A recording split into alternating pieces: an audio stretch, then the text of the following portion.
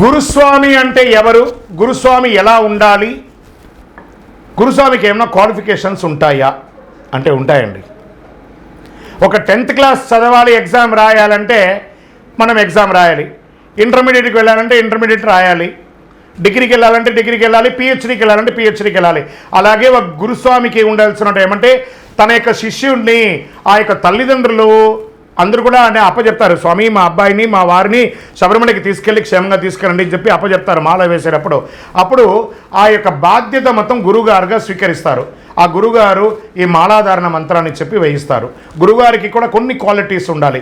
ఎవరైతే ఈ యొక్క అయ్యప్ప దీక్ష తీసుకుంటున్నారో ఆ మాల వేసుకునే గురుస్వాములు, మాల వేసే గురుస్వాములకి కొన్ని క్వాలిఫికేషన్స్ ఉండాలి. అదేమంటే మాలాధారణ మంత్రం, ఎలా మాల వేయాలో ఆ మంత్రం తెలిసి ఉండాలి.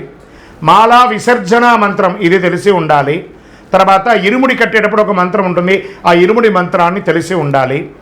స్వామివారి యొక్క సోదరులైనటువంటి గణపతి, కుమారస్వామి మరి అయ్యప్ప స్వామి వారి యొక్క అష్టోత్తరాలు తెలిసి ఉండాలి. స్వామివారి శరణఘోష తెలిసి ఉండాలి.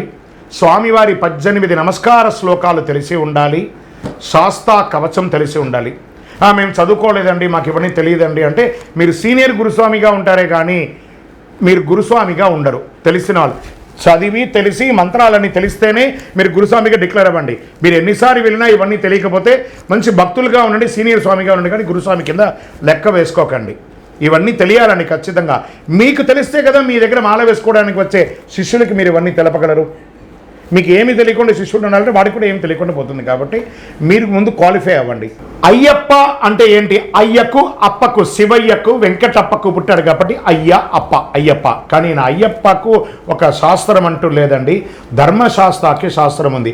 స్వామివారిది 18 అవతారాల దేవాలయం ఉంది. మనం తిరుపతిలో నిర్మించాం. స్వామివారి 18 అవతారాలు ఎత్తారు. పరశురాములు వారు ప్రతిష్ఠించారు. వాటిలో ఒక 5 మాత్రమే మిగిలింది. అచ్చన్కోవిల్, ఆర్యన్గావు, కుళత్తుపుഴై, ఎరుమేలి, శబరిమల అని. మిగతావంతా కూడా భూస్థాపితం అయిపోయింది. వాటి అన్నింటినీ రీసెర్చ్ చేసి బ్రహ్మశ్రీ డాక్టర్ చంద్రమౌళి గురుస్వామి గారు తిరుపతి పట్టణంలో జీవకోన అనే ఒక ప్రాంతంలో జీవలింగేశ్వర స్వామి సన్నిధానంలో ఈ యొక్క 18 అవతారాల దేవాలయాన్ని నిర్మించారు. అయ్యప్ప అనేది ఒక నిక్ నేమ్ మాత్రమే, కానీ అయ్యప్ప అనేది శాస్త్రం కాదు. ధర్మశాస్త్రానికి శాస్త్రం. ఇలా వేద ప్రమాణం కూడా ఇప్పుడు విష్ణు సహస్రనామంలో భీష్ముల వారు చెప్పారు 22వ శ్లోకంలో 2వ పంక్తిలో అజో దుర్మర్శన శాస్త విశ్రుదాత్మాసురారిహ ఆయన చెప్పారు. వస్తున్నారా కలిలో ధర్మాన్ని శాసించే ధర్మశాస్త్రగా బ్రహ్మచారిగా ఉండబోతున్నారని. ఆయన ఈ జన్మలో మాత్రమే బ్రహ్మచారి, కానీ గత 17 జన్మలోనూ గృహస్థాశ్రమంలోనూ ఉన్నారు. ఇలా పూర్ణ, పుష్కల, ప్రభ, శ్రీమదన, శ్రీవర్ణిని అని చెప్పి దేవీరులతో పాటు ఉన్నారు. సత్యగణ యొక్క కొడుకుతో పాటు ఉన్నారు స్వామి. అది రానున్న ఎపిసోడ్లో మనం దాని గురించి క్లుప్తంగా ఇప్పుడు చెప్పుకున్నాం, బ్రీఫ్గా చెప్పుకుంటాము.